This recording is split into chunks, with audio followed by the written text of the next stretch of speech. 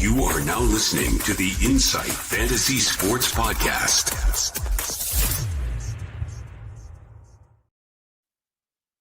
Welcome all and welcome into the Insight NFL Podcast Wednesday edition. It is the 17th of December. A couple measly days to go until Week 16 kicks off, or the semi-finals if you're nasty playing traditional fantasy. And still in it this week. As per usual, a monster trade talk show tonight. We'll be going through our unlimited winner for Week 15 who put up a whopping 642 points. The spoiler, top trade-ins and trade-outs for the week ahead, Captains Huddle, and we'll also have a little discussion about a couple of other future things to go with. 3 weeks left in the NFL, which you absolutely hate to hear about it, but we do have a full crew tonight. Absolutely great to hear it. Starting with the proud Trey McBride owner. I should make my tag that too because he was one of my and only trade-ins this week. But Secko, how are you feeling as we look ahead to Week 16? Good. I've overpaid for Trey McBride, but couldn't be happier. 3 weeks of the best tight end in the game. So hopefully he doesn't shit the bed, but we're here for fun. The rank's not great. We're trying to improve every week. 3 weeks to go up, but pumped, mate. Week 16, it's still live in some fantasy things. SuperCoach still 3 weeks, which is great. Get the bonus week when fantasy's all done. So got to plan that extra week.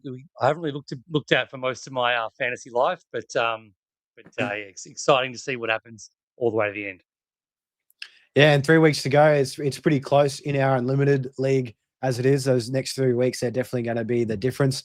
Mav making a late season push could be vying for that number one prize there when it's all said and done out of 670 odd people. But Mav, how are you feeling?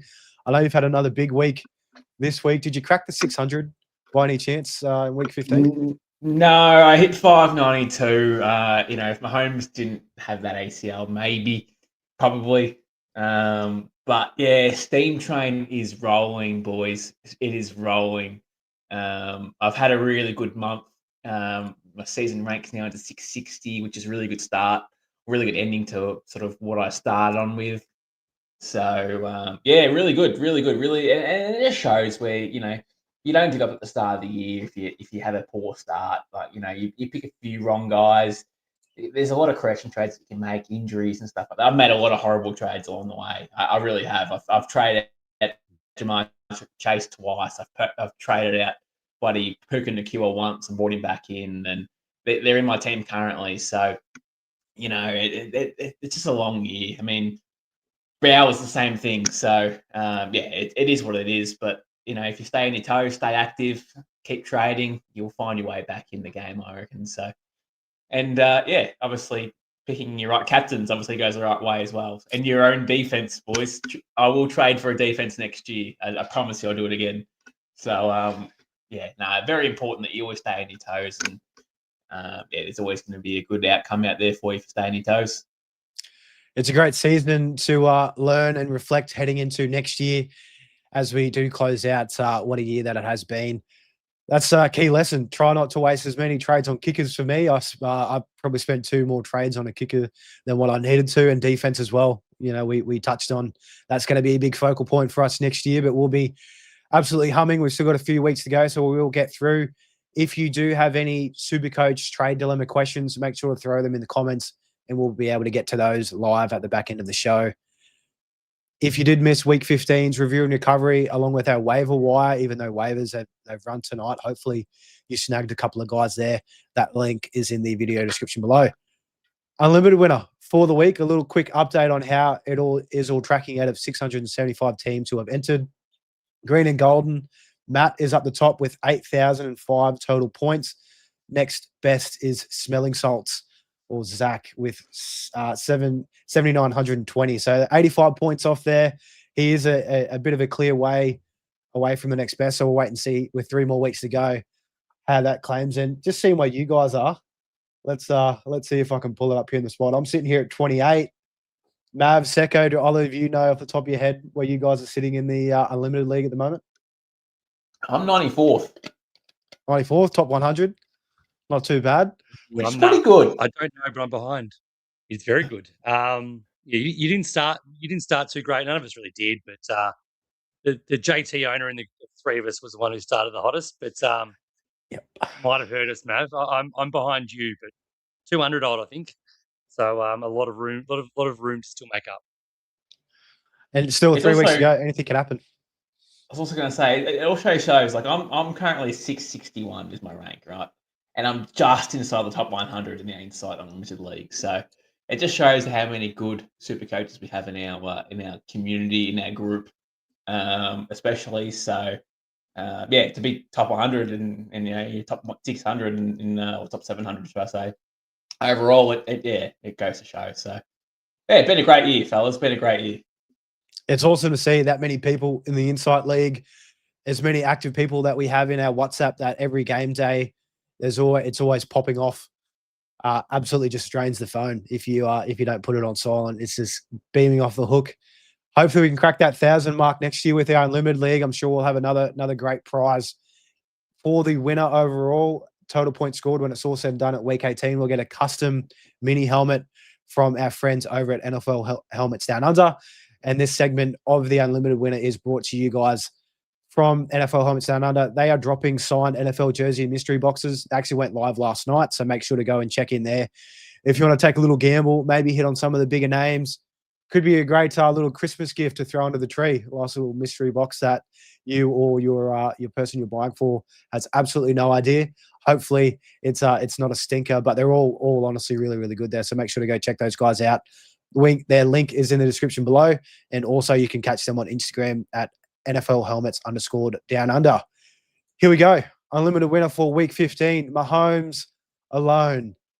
Very, very poor timing with that name and us highlighting him after that injury going down, but putting up a whopping 642 points on the week. Only 32nd best overall. So there was some absolutely monster scores in SuperCoach. I will just quickly pull up Mahomes alone, or Sam, if you are reading this, Sam, or watching, make sure to reach out so we can organize your standard squeeze 4-on-1. But here's his team from the top. Josh Allen with the orange captaincy armband in quarterback. Hennigan on the bench. He's gone super, super cheap and nasty with a lot of bench guys here. Jameer Gibbs, CMC, Bijan, JT, and starting running backs. Marcus Shans, Caleb Johnson. Man, Caleb Johnson, rest in peace. He's not dead, but he's just really not in the league much. Wide receivers, JSN, Puka Nacua, Amon-Ra, Nico Collins, CeeDee Lamb, Jamar Chase, Emeka, and Nash on the bench. Tight ends, George Kittle, Kyle Pitts. You absolutely love to see it. Just imagine if you slapped the old orange armband on him, you'd be absolutely off to the races. No, that's awesome to see. First team that we've been highlighting as the weekly winner with Kyle Pitts in it. So that's music to my ears. Tyler Warren on the bench. Aubrey's the kicker with Fluke there. The Broncos getting the start over the Pats, which is a great decision. And then Mahomes in his flex with 28 to stay true to the Mahomes alone name here. So, gents, from the top, Mav, looking at this team here, week 16's coming up. Again, it's always hard to, without knowing the context of how many trades or how many cash is in there, but let's say he's got, might be $3 million. It's probably average at the moment. People might have left and a couple trades to go. What would be the number one move you'd be making for week 16? Well, obviously Mahomes sticks out like a sore thumb on that one. Obviously, he's done a knee, so he can't participate anymore in his squad, so he's got to go. But outside of that, boys, I actually think it's a pretty well-rounded squad in his starting lineup. I don't really. Obviously, he's decided to give up on his bench, so hopefully he's got some trades left just in case he needs it. But look, outside of that, the starting lineup is actually pretty good. So outside of Mahomes, there's probably not a hell of a lot there else that I'd say you have to trade. It's as I said, pretty nice squad. So Gladly keeping Cole Pitts by the sounds of it, Mav. That's well, keep the hot hand, eh? I mean, Yeah. he scored 80 points. He's got no, or maybe Drake London's back this week. So if Drake London's back, maybe Cole Pitts is a trade candidate. But I don't know. Who would you trade it to? I suppose McBride. McBride probably comes in if anything. So it just depends on how many trades and how much money he's got left in the bank, I suppose. I mean, if you probably wait a week, Cole Pitts, he could get up to that McBride money, make it a nice, easy swap. Very, very wishful thinking. But Secko, same thing for you. Mahomes going to be the clear one.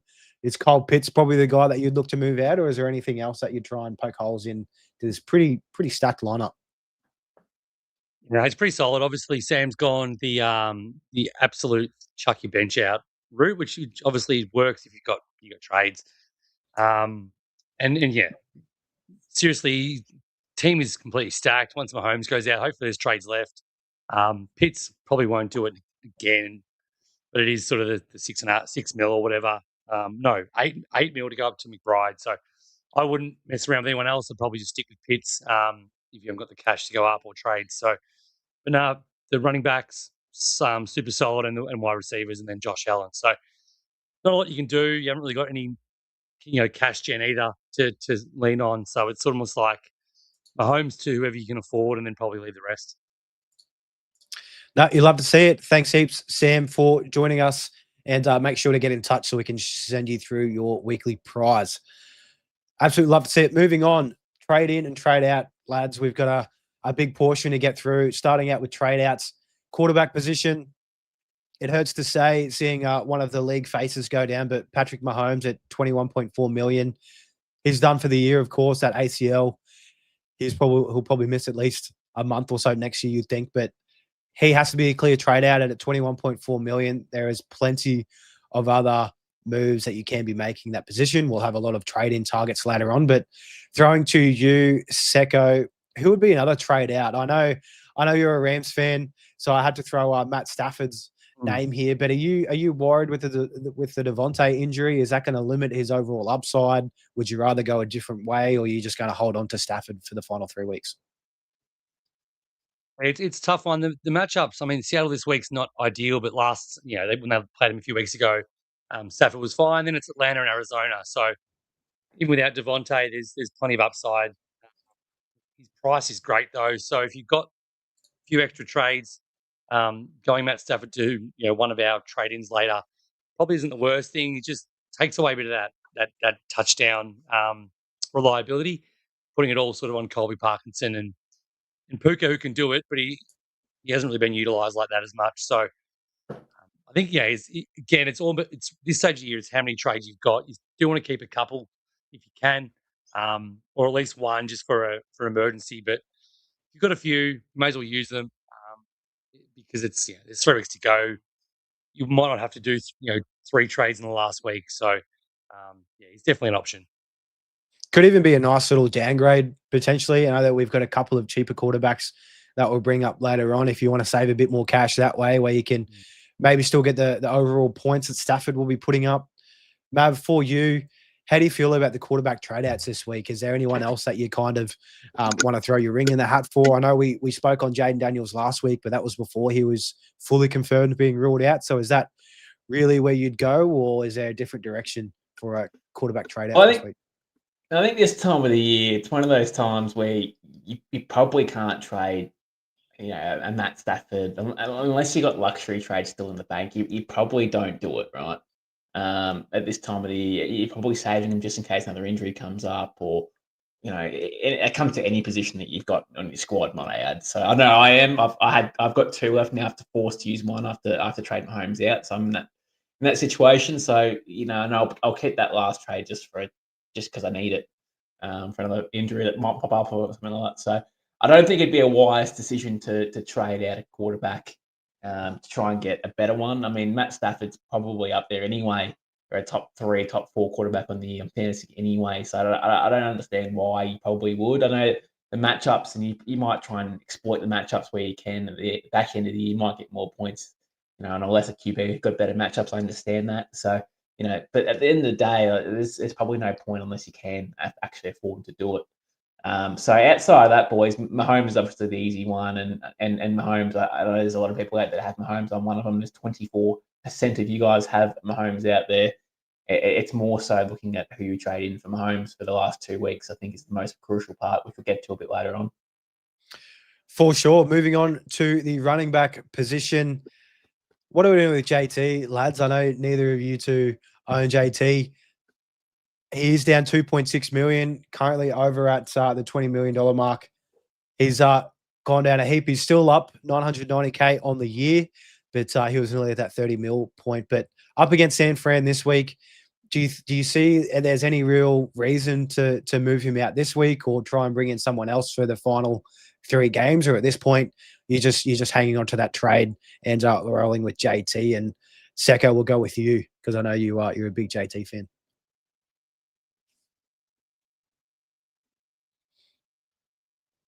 Oh, you're muted there, Secko. Again, it sort of echoes what Mav said about quarterback. No. Yeah, it sort of echoes what Mav said about quarterbacks a little bit. It's a bit luxury tradey. He hasn't been the guy, obviously, that he was. And we sort of foreshadowed that with the Kansas City, Houston, Jacksonville, Seattle run. We said it was probably going to be a little bit less. And that's sort of why he wasn't a buy out of his buy.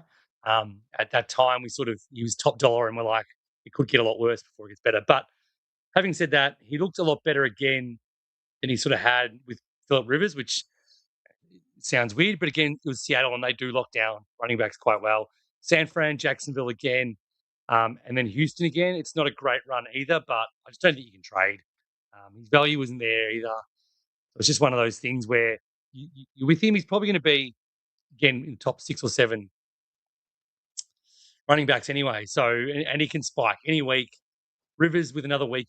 Yeah, he came in on a Wednesday and played very limited playbook knowledge. I think another week just makes him a little bit better against San Fran, who we know haven't been great on defense. I think there's every chance he bounces back to have one of those big weeks, and he can always score from anywhere if given the opportunity. So I think you definitely hold. I'm right there with you. San Fran, they gave up, I think it was 9 yards per carry against the combo of Tajay Spears and Pollard last week. So if JT, if he can get things going, should absolutely smash here.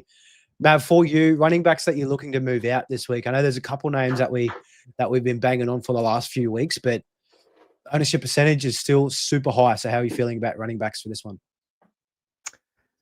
Yeah, I mean, if you own any of the top 5, top 6 running backs, you're pretty sweet, I reckon. And we were talking about a month ago about James Cook, for example, about being a trade out target, and it just shows us just hold these guys. There's really no point moving them on because James Cook is good enough to have big weeks as well. He was in a bit of a cold patch at the time, but again, they do find the way out of it at some point and will start dominating. I just want to mention as well, just on a side note here, boys. Jonathan Taylor had 22 points this week. It was an RB 18 on the week who scored higher. His name is Jawad Jordan out of Houston. He outscored Jonathan Taylor this week. So, and so did Isaiah Davis as well. So anyway, and Bill, we'll give a big shout out to Bill as well. He also outscored him too. So, but yeah, all in all, I do think if you own, even top 6, top 7, you'd almost put Travion Henderson in the top 7 at the moment too. He's been balling. I know he had that, that big rushing touchdown when he went for 80 yards, but I think these guys are untradeable at this point in time, especially if Travion's on your bench as well, unless you want to just sort of deplete your bench and try and upgrade it somewhere else if you have to. I get it. But at the end of the day, there's probably no point trading any of these guys out. If you had to, I can understand trading out Jonathan Taylor. I really can. I see a world where he's probably outside of that region. Who does he have next week at quarterback? Is it Phillip Rivers or is it Richardson? We don't know yet. But I mean, Javonte Williams would have to go if you still hold him. He definitely needs to go. I think he might be even a bit banged up as well for memory, and I'm not sure if he is available. He might be 50-50, but he's been on a downward spiral for the last month now. So if you're still holding on to him, he's a must sell. And obviously, if you're holding on to Justin Genty still, he was a sell 6-7 weeks ago. But if you're still holding on to him now, he's a must sell. But as I said, outside of that, top 6, top 7, top 8 running backs, they're pretty good. I have Jonathan Taylor in that bracket. So if you wanted to upgrade Taylor to a Bijan or I suppose into a CMC or something like, if you haven't got him or you traded him out, I can see why you do that. But otherwise, no. At this point of the year, you'd really be hoping to have those 4 starting running back spots all locked up. But if you do have Genty and Williams there, they are definitely must moves. How do you feel about Bucky Irving, Secko, moving forward? Are you put off by his down game last week? What did he put up 15 for SuperCoach? and he put up 30 and 30 again the 2 weeks that he has come back from injury. So you're worried about him at all? You're happy just to hold and keep rolling out? He's got Carolina, Miami, and then Carolina again to finish the year. The run out's really good, so I'm not too down in it. Yeah, I mean, it was more concerning in real life watching the game and watching the role than anything else. It's sort of Richard White comes on clear passing downs and goal line's not Bucky's necessarily. It could be.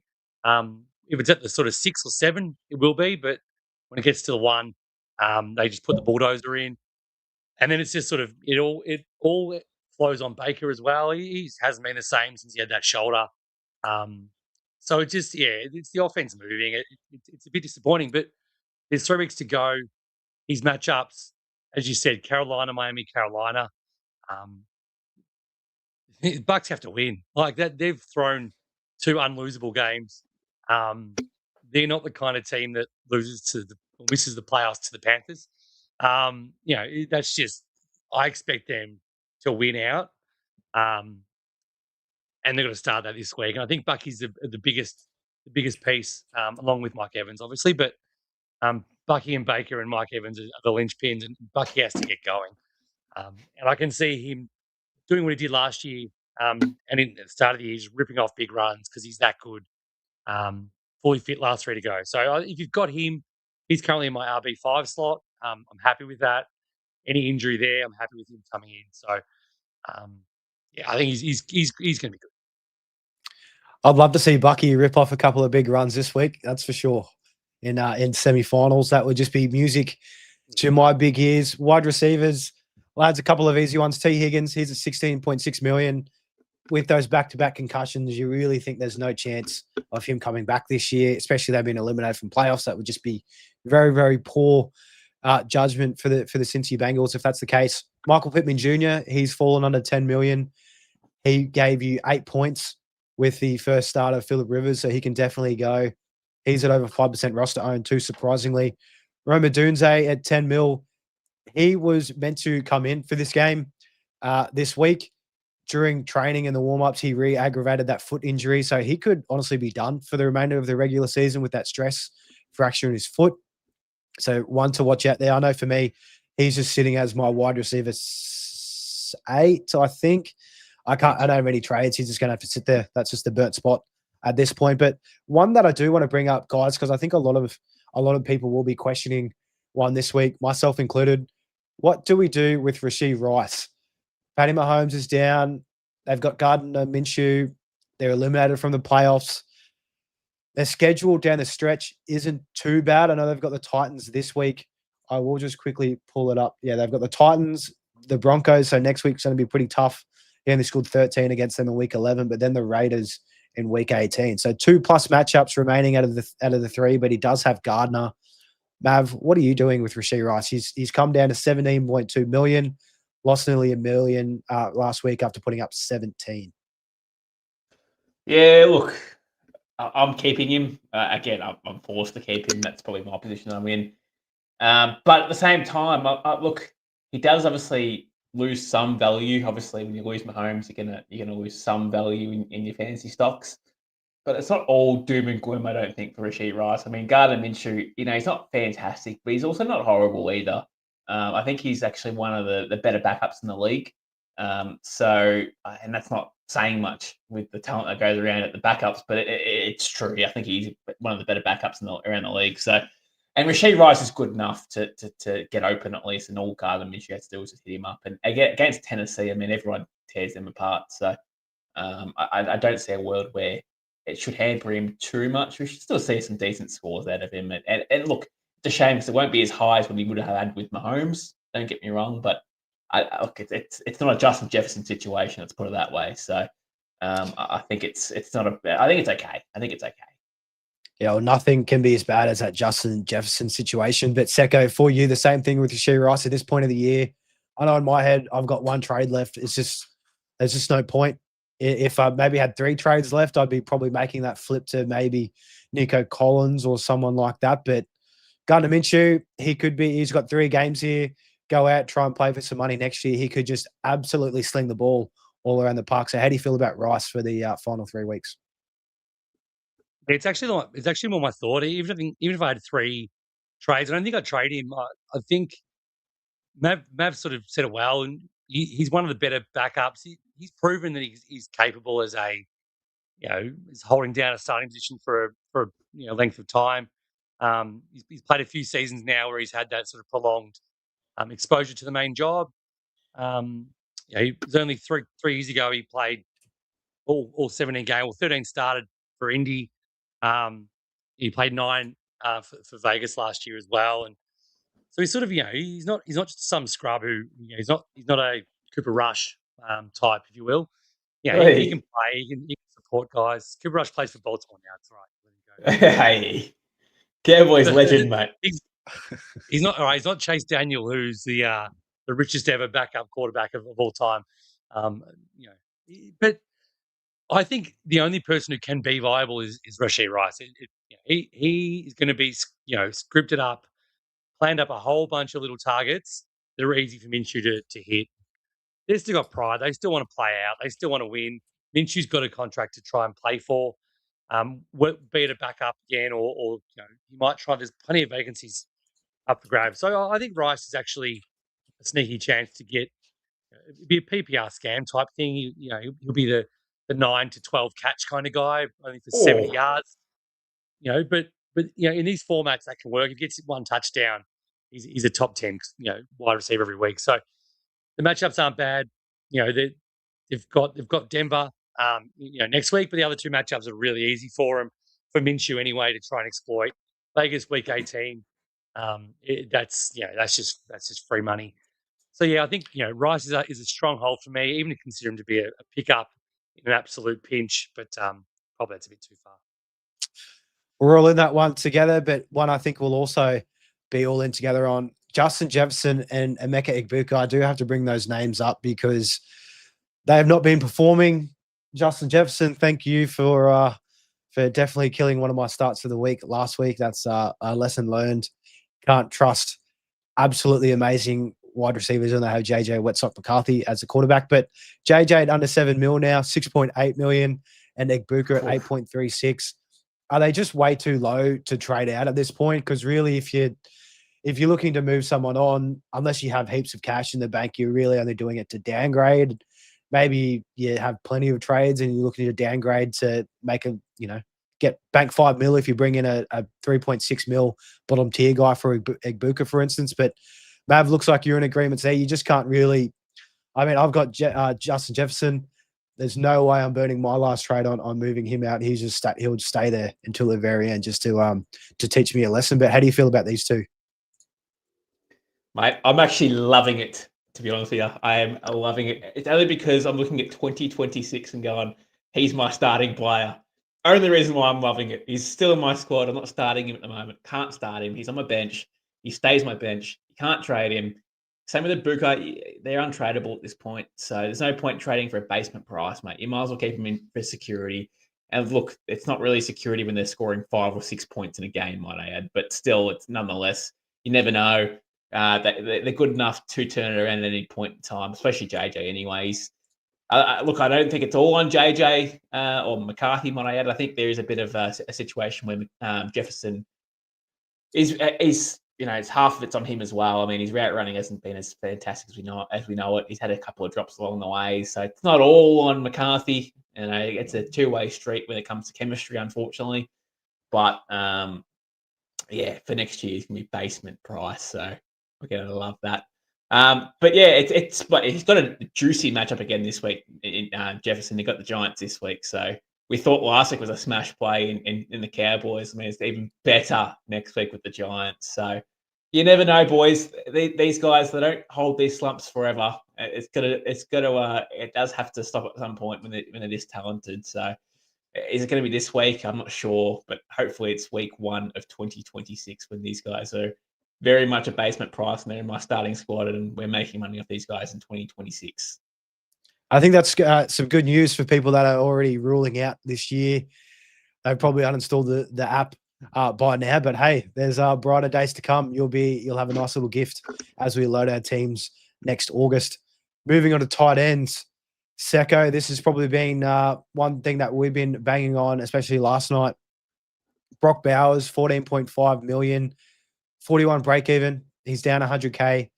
Houston, the Giants, and then Kansas City the next 3 weeks. So a couple of tough matchups there. Even tougher when you've got Kenny Pickett throwing you the ball. Is he a must trade out for you this week? At 14.5 mil, you can do plenty with that cash. Yeah, I would say he's a must. He's a must trade out. The Raiders, all Raiders you've got have to go. They're the, I think I said last night a few times, and I don't want to bang on too much. They're just a cancer at the moment. They're horrible. They're horrible to watch. They're horrible to be part of. Their players don't want to be there. Their coach is about to get sacked, which is great for everyone.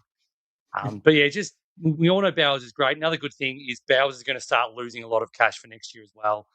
If they finally get a good quarterback, he might be first picked and stay in the team all year as well. But yeah, look, it's an unfortunate amount of money that he's. We thought we'd play the 1 week game.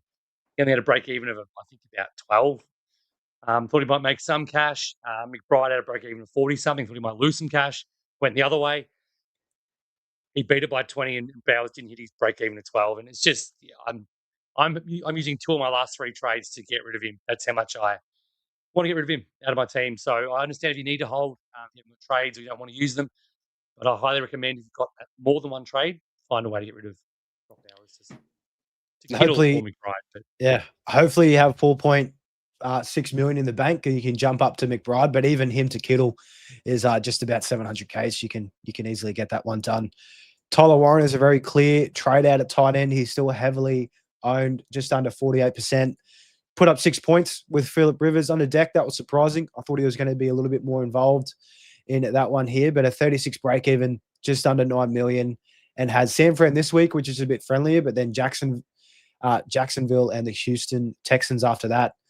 You can't expect brighter days ahead for Tyler Warren, so he can go. Mav, the last one here that we have here, Travis Kelce, 11.47 million, same boat as Rashee Rice, losing Patty Mahomes. The schedule, it's probably a little bit friendlier for that tight end position, but still at 11.47, is he someone that you'd be looking elsewhere for the final 3 weeks at tight end? Look, I dare say so. I think that's going to affect Kelce. Then more, it's going to affect Rice personally. So yeah, I think it definitely is. But in saying that, boys, I'm looking at total points on the year. Right, Travis Kelce currently sits at the tight end 2 in SuperCoach. I know we've been banging on about how bad how average has been for the most part of the year, but he's currently sitting at the tight end 2, which isn't saying much considering, you've got Dallas Goedert in there. Kyle Pitts has had one big week and he's suddenly in the top 3. He's had 80 points in last week and he's sitting third above Jake Ferguson, who arguably has been better for the whole year. You know what I mean? So it's a rough barren, mate. I think there's 2 tight ends that you really want in this game, and I think it's McBride and I think it's Kittle. That's the only 2 that you really want. Outside of that, probably not no one else. I'm there with you, and someone who isn't is Secko. He hates the Kelce slander. No, he's probably just having some little technical difficulties there, but he'll be back.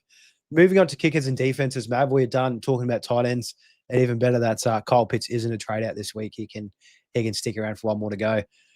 Kickers and defenses, we've been talking about it all year. You really don't want to be spending trades, especially at this point when there's very limited commodity there for you. So is there anyone here that you're really looking to move out? Hopefully you have a couple of guys slotted in. I know there was a kicker that had a DNP, Evan McPherson for the Bengals. Good thing he didn't lose you any money. There should be brighter days ahead with them up against Miami. But even still, Mav, I mean, looking at the list, Chris Boswell has had a massive fall from grace.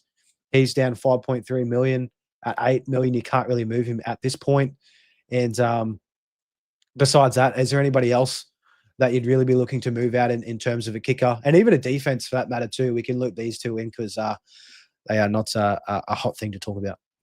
Well, kickers actually had a really good week around the league last week in week 15. They were all pretty damn good. There was only one bad one. That was Boswell, really. The rest of them had a field day, literally all of them. So shout out to the kickers. They are still relevant in this game. You still need some decent kickers. If you don't, then you're going to lose some points. It's true. Same with defenses. If you don't have a good defense and you're leaking points all year, like I was for 13 or 14 weeks with the Cardinals, it makes a difference when you score an extra 20 or 30 points a game just due to having a shit defense. So, look, as much as we hate to bang on about it, it does make a difference. So, shout out to my man Cam Little, mate. He's the kicker number 6 in the year. It was a good shout at the start of the year. This guy was a bargain price, and he's come back full steam ahead. So, shout out to Cam Little. He's not in my team, unfortunately, but had a great year. He's still there lurking around. Oh, Cam Little. Secko, same thing for you in terms of a kicker. Not really anybody that sticks out as a sore thumb to move on from, or even in the defensive position, if there's anyone there for us that you think for week 16 can go. Now, for kickers, I was trying to think if anyone got injured. Not really there. So, yeah, shout out to Jason Myers, who's, 42 points clear of any other kicker. He's had a massive year. He's averaging three more than the next best. Yeah, he's been great. I haven't had him, but I wanted to get him at one point. The buy just didn't work out. I wanted to hold on to my guy for a bit, but yeah, he's been lights out in that Seattle offense. Defense wise, I've been saying it for a while. You roll with who you've got. I know it's all good and well to try and pick one, but it's like shooting. It's like what's the opposite of shooting fish in a barrel? It's just like trying to pick your hen's teeth. It's crazy. You can't find the right one. You think you've locked it. Mav picked Seattle. They were fantastic. I'll give you one. They had a minus, and they had, I'll give you an example. It's just an absolute. Go on, give it. You're in a nightclub about 4 a.m. You stand around. You're running dry all night. You're trying to find the perfect girl all night. You're running dry, and then there's a couple left at 4 a.m. and you can't. So anyway, you move on. That's defenses, yeah. It's exactly right. You think, or even more so, you're so pissed you think they look good, and then you wake up in the morning. That's a defense you pick up, who you think is, thinks hot shit, and they're playing against, the Raiders, and they give you a -4 on the week. Arizona Cardinals. Arizona Cardinals. There you go. Don't go home with a Cardinal. Yeah, they look very appetizing after 10 beers. The old Cards, but we will move on with that in mind. Make sure to stay safe when you're out there clubbing after 4 a.m. Quarterback trade-ins, lads. We'll start here. We were banging on about a big three for a lot of the year. It was always Lamar, Josh Allen, and Mahomes. Things definitely haven't played out the way that we saw it. Lamar's had a massive fall from grace. He's down to 16.3 million. He actually made money last week, which is probably the first time over the last 7 or so weeks. Mahomes, we know he's gone. He won't be returning this year. Josh Allen, tried and true. He's the best quarterback by far. 27.6 million. He's up nearly 700K. He is currently owned at 48.6% overall. Next best for a QB is 25%. So there's a clear gap. Everybody's rolling with Josh Allen. But guys, outside of these guys, are we still? I don't want to be talking about Lamar myself. I feel like I've been smacking on that. It's probably Secko as well. But Mav, for you, is Lamar someone that you'd be looking to bring in? I know you have Mahomes. Would you down tier bank about 6 mil to Lamar, or would you be looking elsewhere? It's a great question. It's actually a great question. So I've got 2 trades left in the bank. One will be a forced trade with Mahomes. So if I bring in Lamar, right, I'll have 6-7 mil in the bank for my squad. And that gives me a bit of flexibility for that one last trade that I need to use. I don't know who that last trade is going to be on. It could be injury. It could be an upgrade in week 18. It could be whatever. I don't know what I'm going to do with it. But it's there if you need it, right? What if your kicker does an ankle and doesn't play? It's just you can't predict what's going to happen next, right? So that is one option.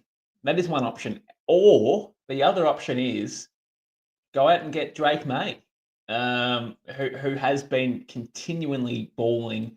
He's pretty rough not to be the MVP. He's not far off, but he's probably not there either.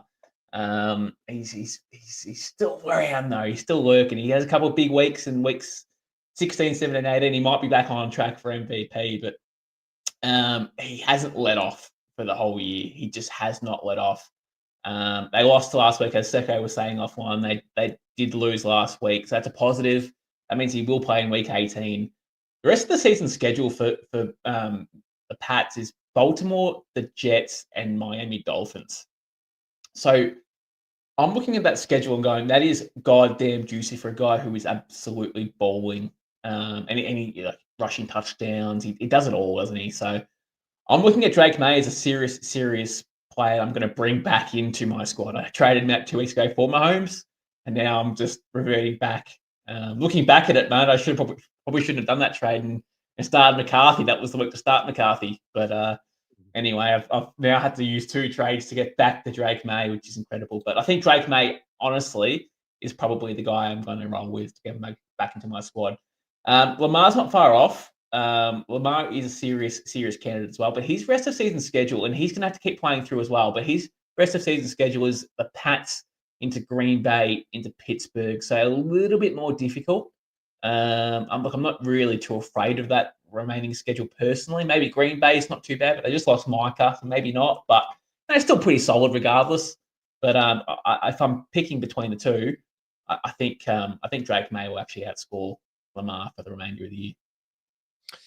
Well, we no pushback from me when it comes to Drake May or any of us for that fact. We all love young Drake May, but I'd be liking Lamar's chances to top score the rest. Maybe that's just me, just being a bit of fool's gold. Just can't give it up.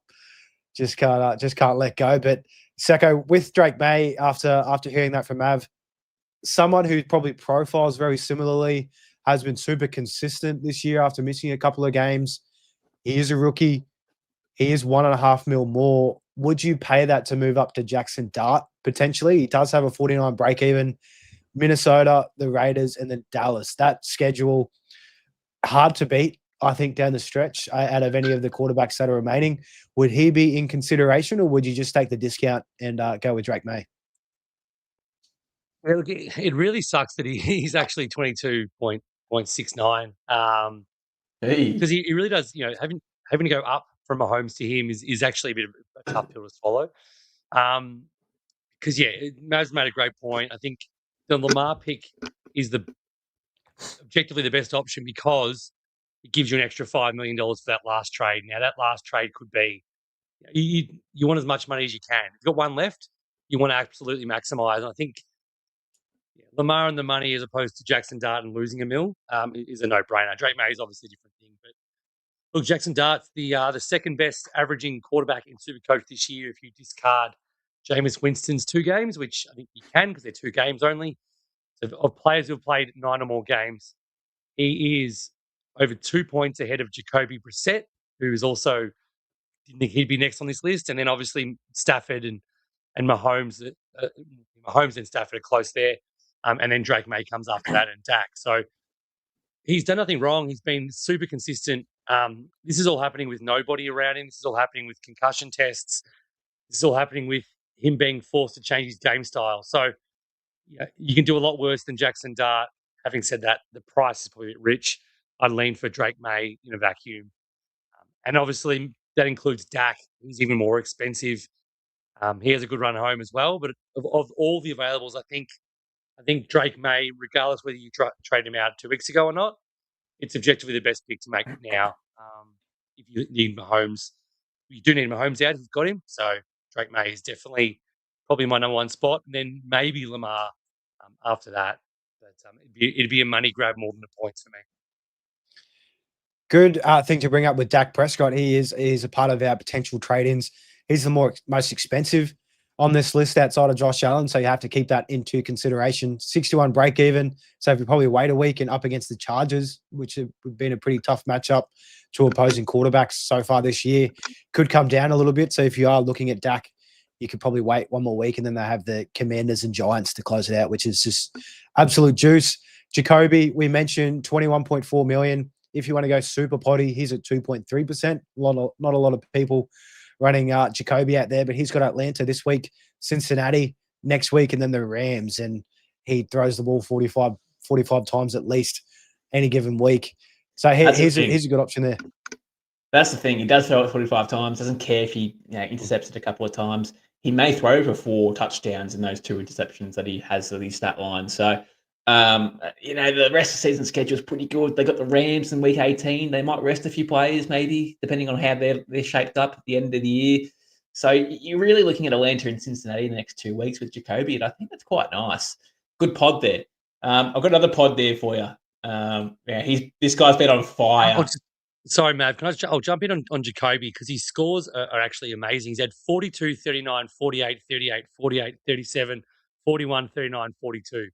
His low score is 37, and he's consistently had in that 37 to 50 range. Like that's elite. Nobody's done that. Even Josh Allen hasn't. So he's a very good pickup if you want to go potty. Sorry, you go on, mate. Well, another pod that I had for you, and this guy's been on fire, and it really does pain me to say it, but Trevor Lawrence has actually been. Trevor Lawrence has been on fire in the last 5 weeks. He has been. He has. Keep in mind though, he does have Denver this week, so it's a bit of a tougher matchup. So that's going to suck. And then week 17, he's got the Colts into Tennessee. So 88 last week. So that's going to bump his average up something shocking. Obviously, he's not going to have 88 again in a season. But even the last 5 weeks or so, including the 88 points, he has been really good. His lowest score of 39 or 38 points, I think it's been. So they're playing for a playoff spot still. They're probably going to make it. They're going to win the division, you imagine, or if they have already, I'm not sure. But they should win the division if not. But yeah, I mean, the only problem is they've got Denver this week. So if you wanted to trade him in, if your season's over, have a bit of fun, you can trade Trevor Lawrence in. But yeah, Denver this week's going to be a bit of a tough matchup. So it hurts to think as Trevor Lawrence has a good option, but he has been playing out of his skin and putting up 6 total touchdowns up against the Jets last week for a cool 88 points. It's hard to ignore. Won't do that again though. He won't. But the -2 break even.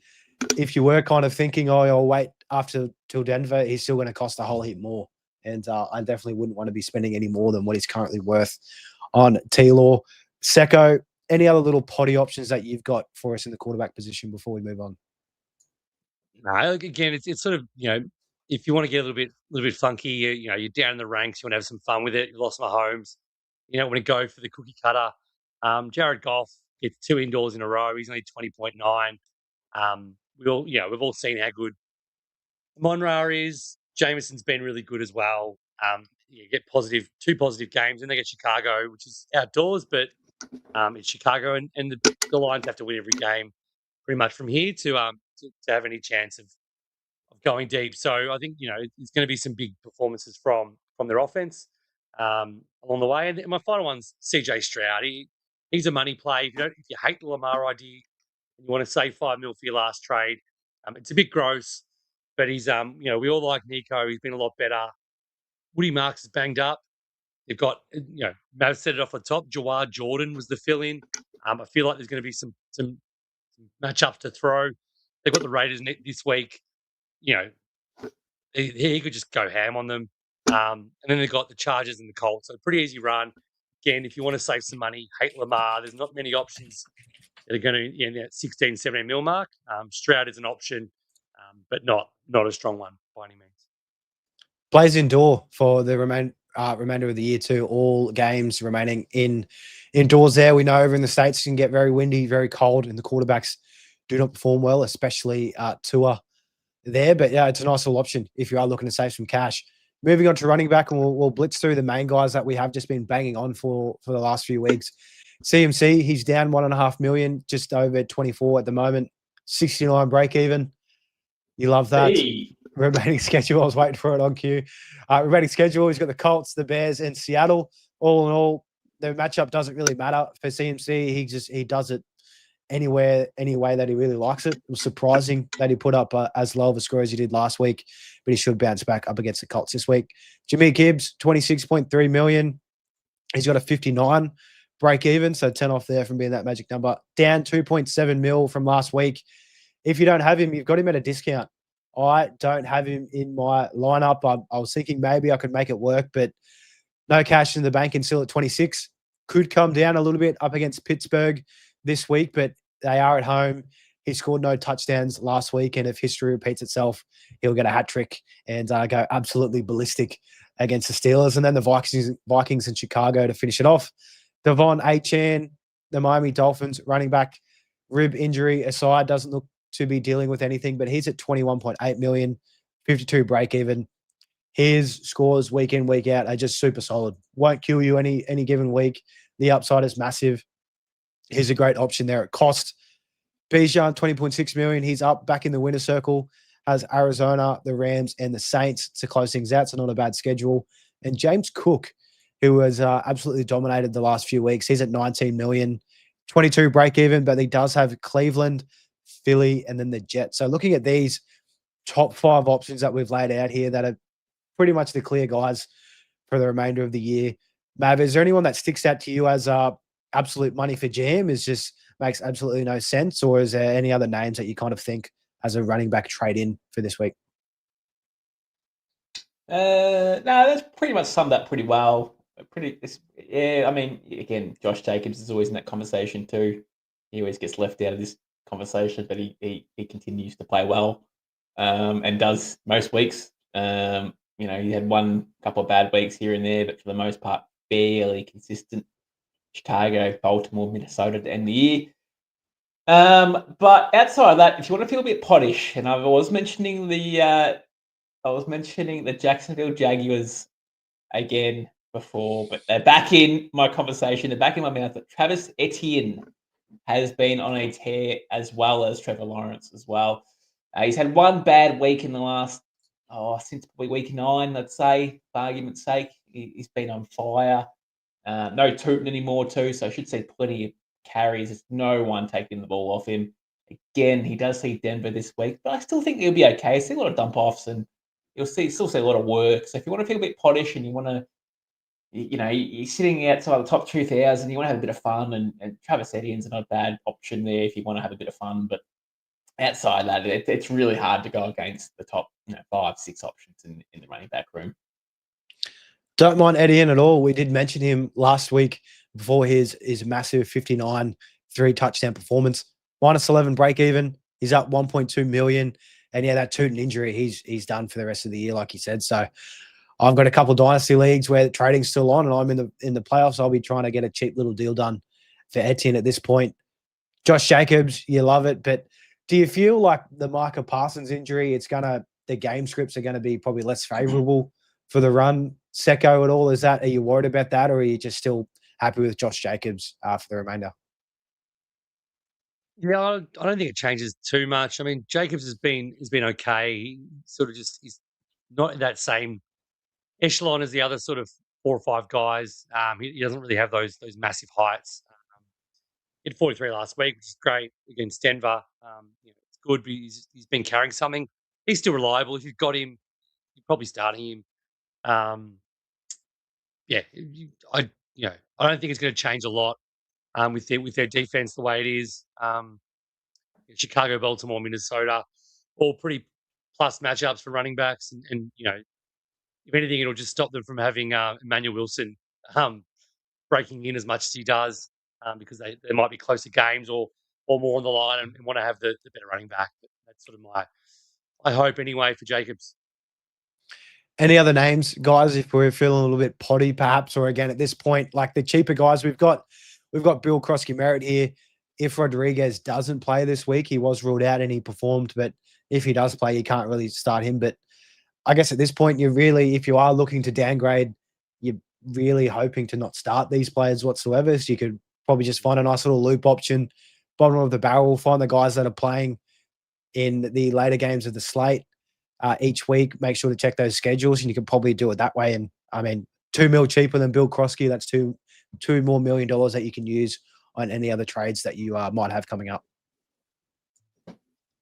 Absolutely, it's the time if you are making a trade down, say you're getting rid of Genty, if you're using 2 of your trades, go down to the cheapest guy.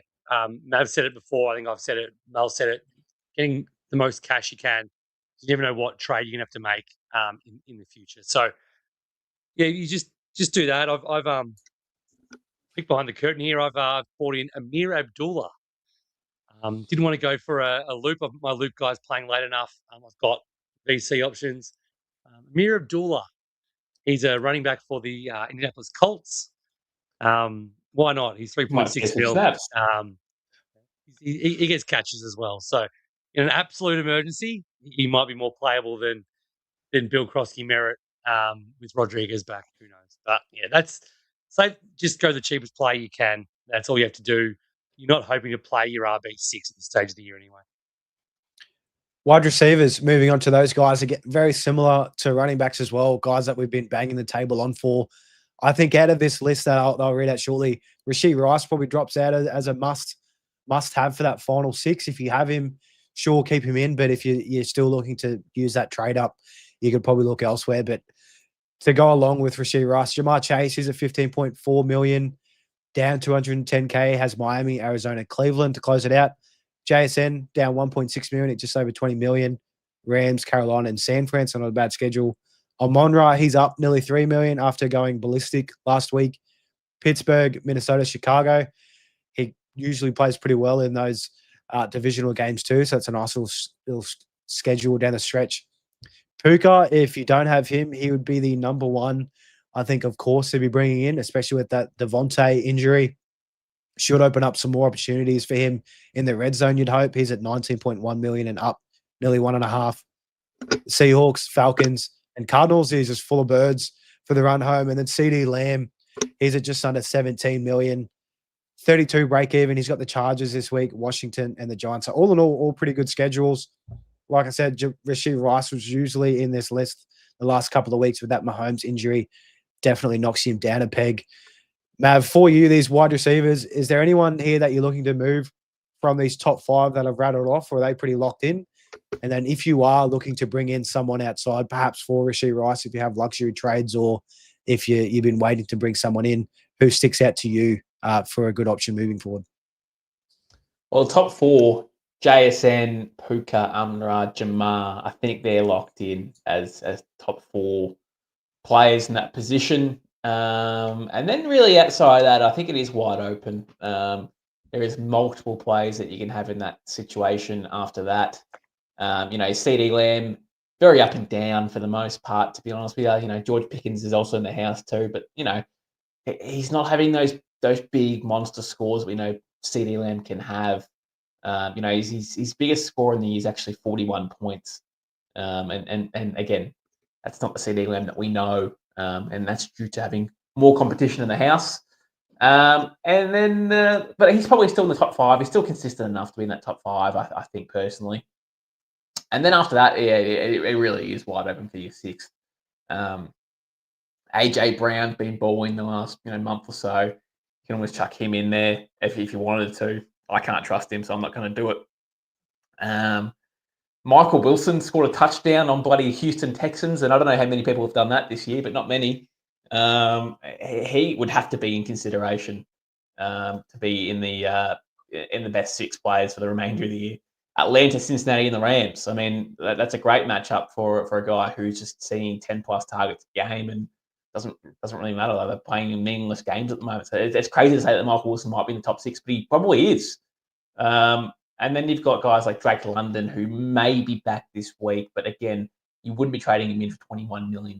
So you'd be avoiding him at like plague at the moment. So, but yeah, outside of that, there's really no one else. Nico Collins is probably the other option there if you really wanted to. He's probably the number six. I actually have Michael Wilson above Nico Collins personally, which is crazy to say, but Nico Collins, if you want a more of I suppose a branded name around the league, Nico Collins is probably the guy. Yeah, it'd be hard to trust if hopefully Marvin Harrison Jr. It's not really sounding too optimistic that he might come back this week, but if he does, that definitely does hurt Michael Wilson. But Marv is dealing with that heel injury, and they definitely are not playing for anything in the remainder of the year. Secko, we've been talking about Nico Collins as a nice little option here. Is he probably the best one in your eyes outside of that top five to bring in, or is there another name there that you like moving forward?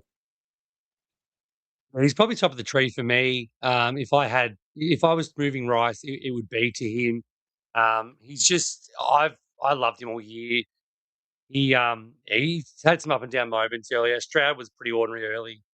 Looks like Davis Mills got him back on track, and he's had 4 or 5 of his last 6, 28 plus with 4 of them over 37. I think that's going to, as you said earlier with Stroud, all indoors, 2 really easy matchups, and then a matchup against the Chargers, which is not as hard as it seemed earlier. So he's an option. The only other one is Chris Olave.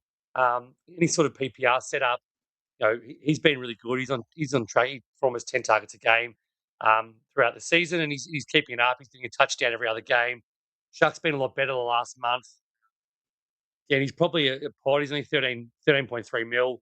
So he's a bit of a cash play. If you've only got X amount of cash to make. So if you need to move a starter like Rome's in your starting spot, or you've been getting by with Tetaroa, or you're getting by with guys like that. It's not too much cash to get up to Olave. If that's all you can afford, he's definitely an option. There's not a lot down under that sort of 15 mil, 16 mil region. So Olave just for pure volume, good schedule, and Devon Vele's also out.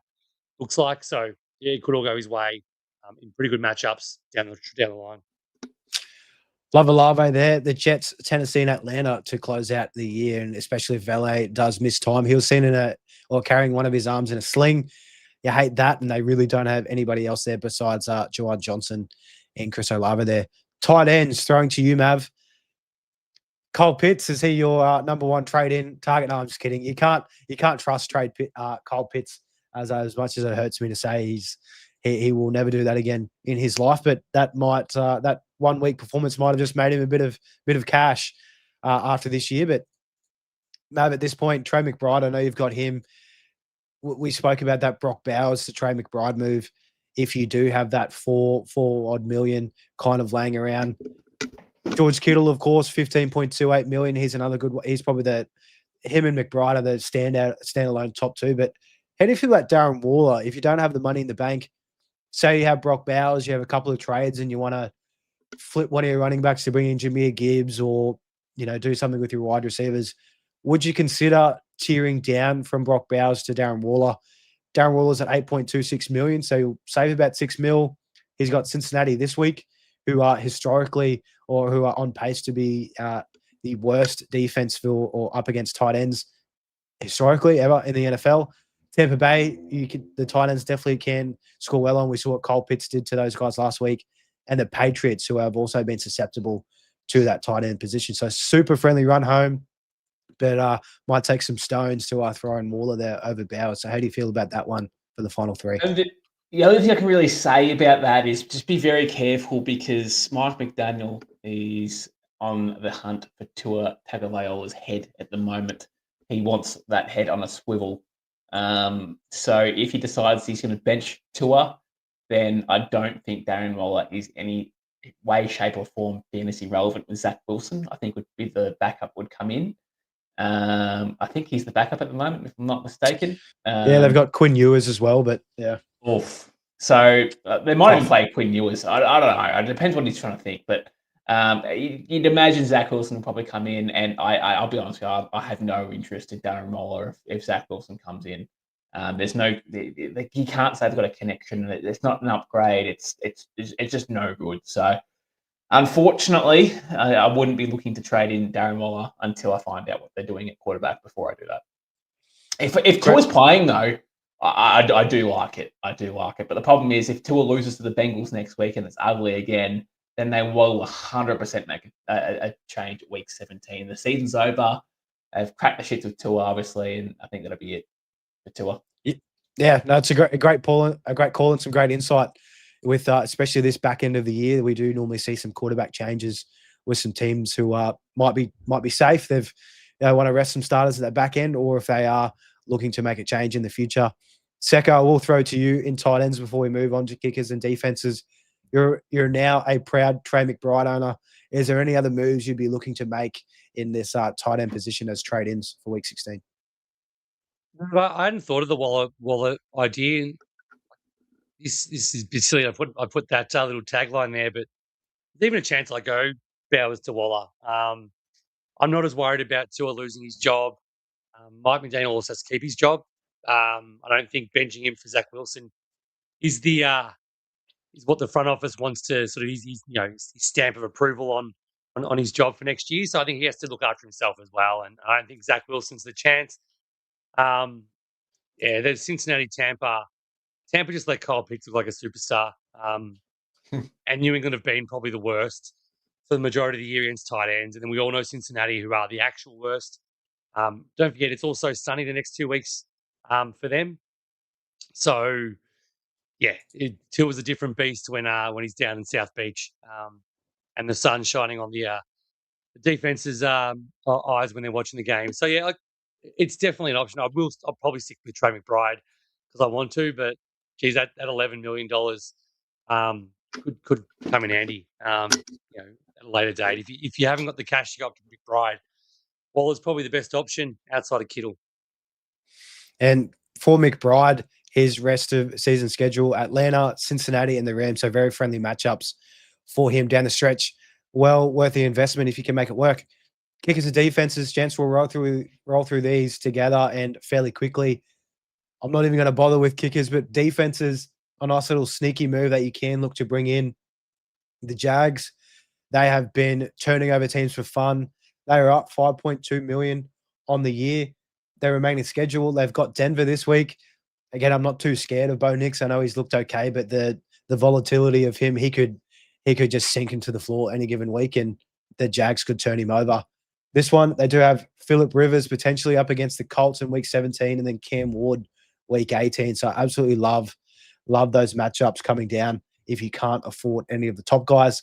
Mav, I know you're a very proud Seahawks owner, even though they put up 8 points last week, but their defense has just been absolutely humming. They're 40 points clear of the next best. I've got the Rams this week, which might be a bit tougher, but then Carolina and the 49ers to close things out. So is there any kickers or defenses you'd be looking to bring in moving forward? There's probably one if you want a cheaper option, and I actually think the Eagles would be a chance. The defense has been okay. They're the fourth in the last 5 weeks on average. They're fourth on the year in average in general. They do have Washington twice in the next 2 weeks, and they do have Buffalo in there as well. But Washington twice is probably the real bright light there for a defense. They'll kill Washington. They'll absolutely destroy them on that side of the field. They'll try and kill Mariota. The offense is just a joke actually at the moment at Washington. So I don't see why they would. They should be on the field they should sack them to intercept. There's opportunity there for some genuine playmaking, I think, and then they got Buffalo, who you just need them to steady the ship a little bit against them. But they're the fourth best defense in the year based off average and based off points as well. So they've been good enough for the most part. Stacked lineup too, and they've got Jalen Carter. I'm not too sure if he's coming back this week or next, but he will definitely bolster those guys up on that defensive front. Secko, same thing for you. Kickers, defenses that you'd be looking to bring in if you do have any there on top of mind. Again, we've been saying it all week or all year, really. You don't really want to be spending too many trades, but if you've got some hanging around, you can't leave them for a rainy day. It's time to use them with 3 weeks left. So who have you got? Yeah, this probably the strongest fantasy schedule is the New Orleans Saints, which sounds super gross, but they've been turning over a lot of teams throughout the year. A couple of lean weeks, but they've got the Jets, the Titans, and then Kirk Cousins after he's had a bunch of games in a row. He might not last that long, and they're down to God knows who their third stringer is. So, yeah, I think the Saints for $7 million. If you're looking at trading someone, you've got some spare cash, some spare trades. You can do a lot worse than the Saints. Moving on, we do have a little question here that come through our WhatsApp group from Russ B. Thanks heaps for throwing this in here. Russ, this is a great one to go through at this point of the year. His question: will any quarterbacks be likely to be rested in week 18? We've seen it plenty of times before. I know last year, off the top of my head, Patty Mahomes sat in week 18 because they were well and above clear. It really depends on the situation. Potentially Tua, like Mav said, if they are looking to change things up at the back end. There's going to be other options out there as well, or opportunities for quarterbacks to be rested. So we do need to keep that front of mind if you are looking to bring guys in or move guys out.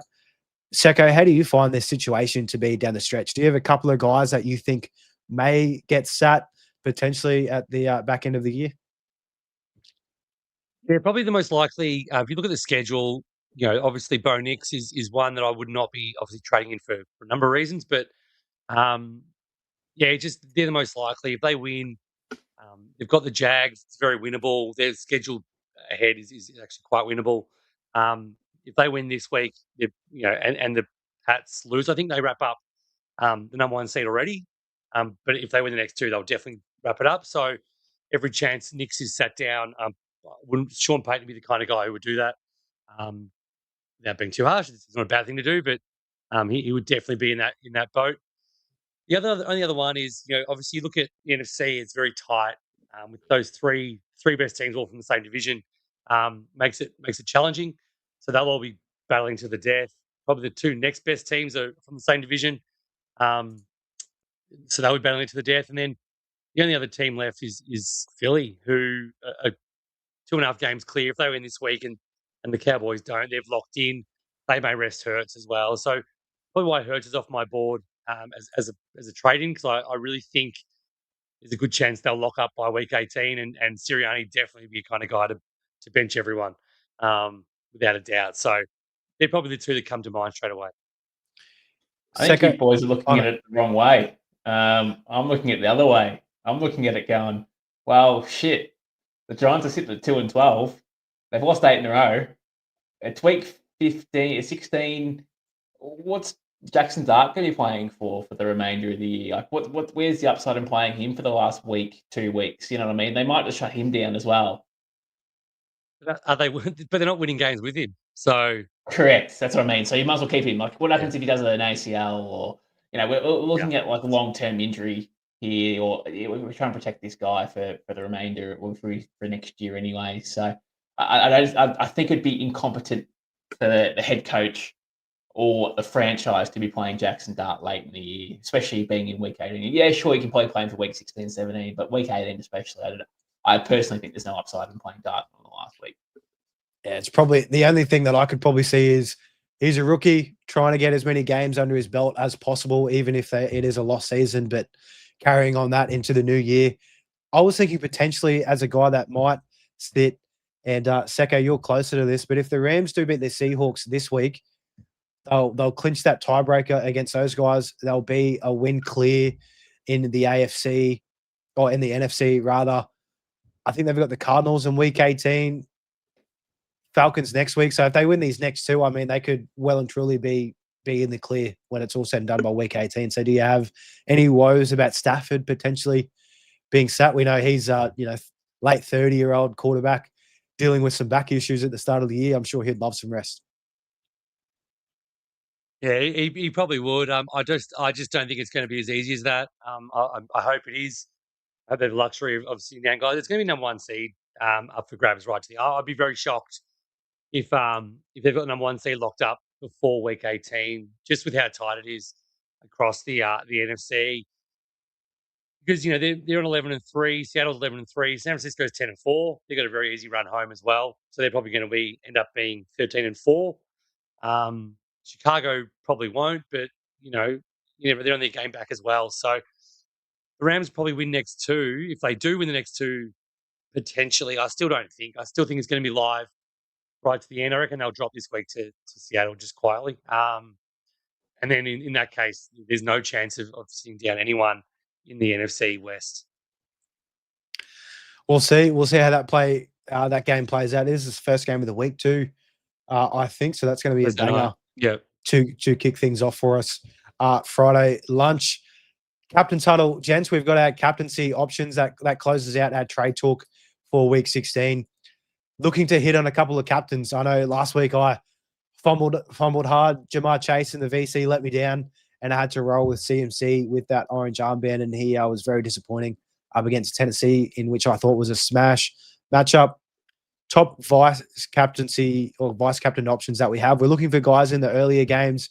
First game of the week, we've got the Rams in Seattle, or even guys in that earlier Monday morning slate. We do have a couple of Sunday games as well, which is pretty hot. We've got the Eagles taking on the Commanders And we also have the Packers taking on the Bears. So there's a couple of options there. But Mav, your top VC option that you'd be looking forward to bring in or throw that blue band on for week 16? Yeah, I mean, look, it's really simple for me. I'll give you my example, and I think a lot of people might be in the same boat. But I've got Coe. He's the Bucks ex-kicker. So he plays in the 5 a.m. game, or the Bucks play in the 5 a.m. game on Monday. So you're already forced to try and use someone in the first 3 games. Obviously, we got 2 Sunday games to help us out. So I'm looking at the Seattle Rams game, for example, and you've got 2 options there. You've got Puka and you've got JSN. So, they're both playing against 2 really solid defenses. They're both on fire. Blah, blah, blah. You've heard the story so many times, but I probably am leaning on to probably more towards Puka than I am JSN, probably due to the fact that Devontae might not play, probably won't play. So I'm looking at seeing Puka in that game, and then if it all fails, then we can look after that. But yeah, I think it's one of those things where you have to use the loop option early, and luckily we got 2 extra games there. Yeah, I think Puka's sticking out to be my option this week. Before we get into it, how do you feel, Secko? You leaning Puka? Do you like JSN more in that one, or is there someone else in the earlier window of games as a nice VC option?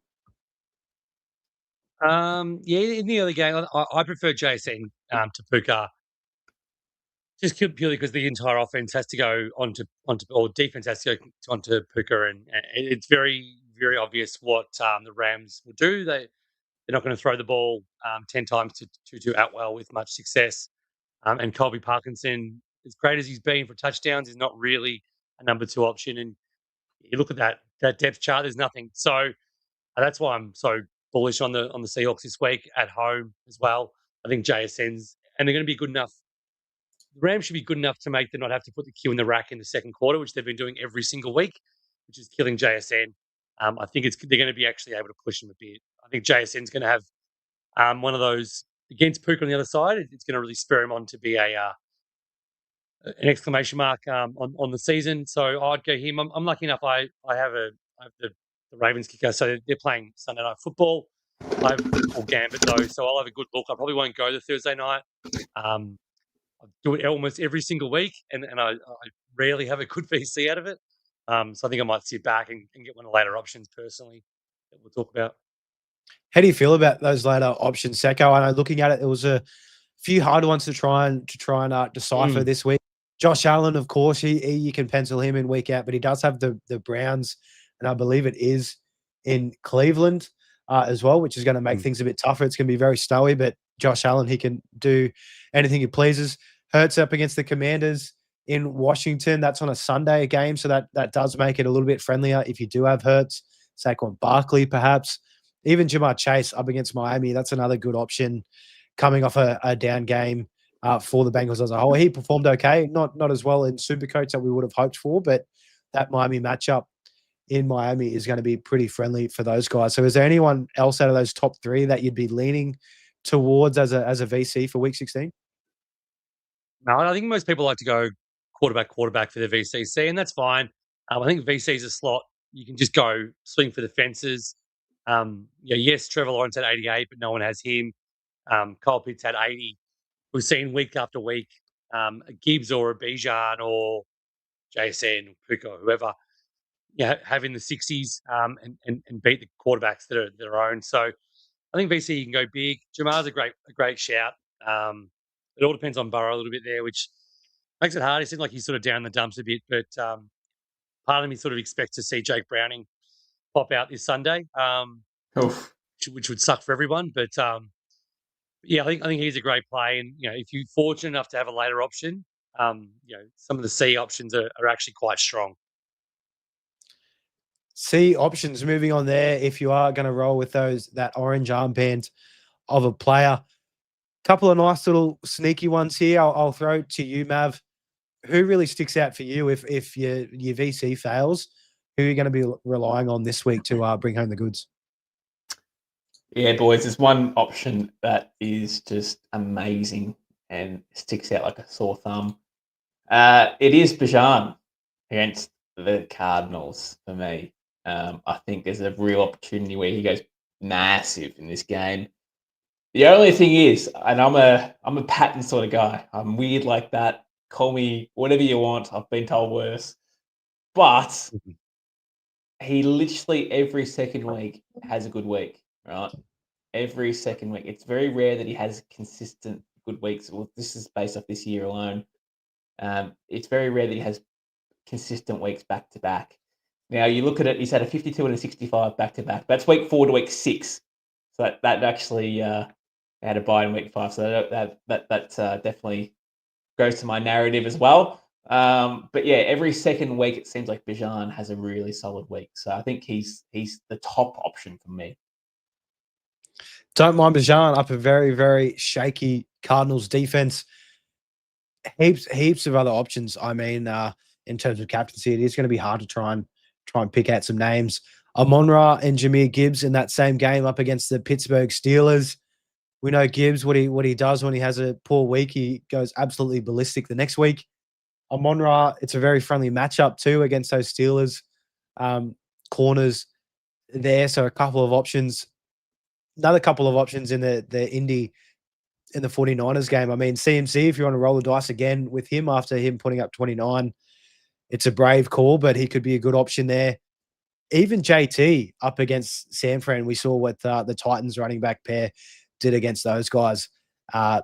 They could not stop anything. So you'd like to think that JT could go for a big one. Secko, when it comes to your top captaincy option, do any of those names kind of stick out that you'd be happy to roll for? Or is there another pairing or other quarterbacks that you'd be looking to end the week on? Yeah, I give Mav's Bijan take is 100% spot on. You mentioned it there in passing, but Gibbs is even more so every second week. Every second week he has 3 touchdowns. I just did the quick sums. Going back to week 7, every second week his average is 77 SuperCoach points. The off week his average is 18. So he had 15 last week. I'll pencil him in for an easy 65 in a bad week this week. I think he's going to be. It might not be 3 touchdowns. It might only be 2, but it's going to be a multi-touchdown game. Gamble responsibly. Gibbs will be my locked-in pick. He'll be my vice captain because I'm lucky enough to have a later one, and I'll probably just Lamar it, or no, I'll probably CMC it for the captaincy, to be honest. But I think if you can Gibbs as you see, you may have a little bit gritted teeth after last week, but no, they're at home against Pittsburgh, who are very exploitable. I think it's a very safe C as well. Some good options there. Hopefully we can hit on a couple of those guys to drastically improve your score for the week. I've got a question for you guys, selfishly for myself. If you could bring in McBride or Gibbs this week, which one would you be moving towards? I think in terms of cash, Bowers to McBride is 4.5 million from. I probably won't move JT, but say someone around that area, 20 million or something to Gibbs. It's going to cost similar in the same range. So Mav, if you had to pick, I know you've got McBride and Gibbs as is. You're very, very fortunate there. Who would you look to bring in out of those two? Probably McBride. I know that Gibbs has the bigger upside. In any given week, he can probably outscore McBride, double his score in any given week. It's very possible. I think the second week blues for Gibbs is very possible as well. As Secko said, he's had it all year. On good week, bad week, good week, bad week, good week, bad week. So McBride is pretty much the offense with Michael Wilson. They love throwing the ball. I haven't really got a running game there at the moment. They're always behind in games. And McBride's just going to see 10 plus targets a week. So I think he really is primed for a big week any given week, just due to the sheer volume that comes his way. Same thing for you, Secko, because I've just got a mate who's just asking, and I just want to make sure that we're giving him the right advice here. Who's your mate's RB4 if it's not Gibbs on field? Josh Jacobs. So there's really no chance. To probably have to move out Bijan or JT at this point. So it's probably the cash just probably isn't there to justify. So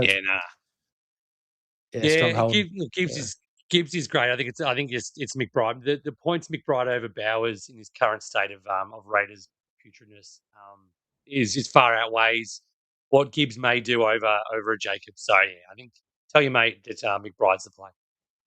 That's how I know he's lying as well. He stunned him when he said, "Oh, what else has he got?" He's got no mates, so you know what to say. That's it. I'm my own mate. I've got Trey McBride in there. That's we love it there. But that's a great point that you brought up, Secko. When you are moving out those players, what are you like? What's the gap? From Bowers to McBride, or say for instance, Bijan to Gibbs. Like that gap itself probably doesn't justify as big of a jump compared to Bowers and McBride. So always make sure to be looking at what you could be losing out on in other areas when you are making those trades. Guys, that will wrap things up here for us with the Insight NFL Trade Talk show. We'll be back on deck tomorrow with our final show of the week, our primer with our starts of the week and game-by-game breakdown. We'll also have a massive injury report to go up to with all the news that we have so far with the training days that are happening over in the States. If you are watching on YouTube and you are there, please just smack that like button, smack subscribe, ring that bell. We absolutely love it here at Insight NFL. We appreciate it all that much. Even better, getting close to Christmas. It's a nice little Christmas gift here for free from us. But guys, thanks heaps for tuning in tonight. We'll be back on deck tomorrow as per usual to close out the week. Easy. Hey.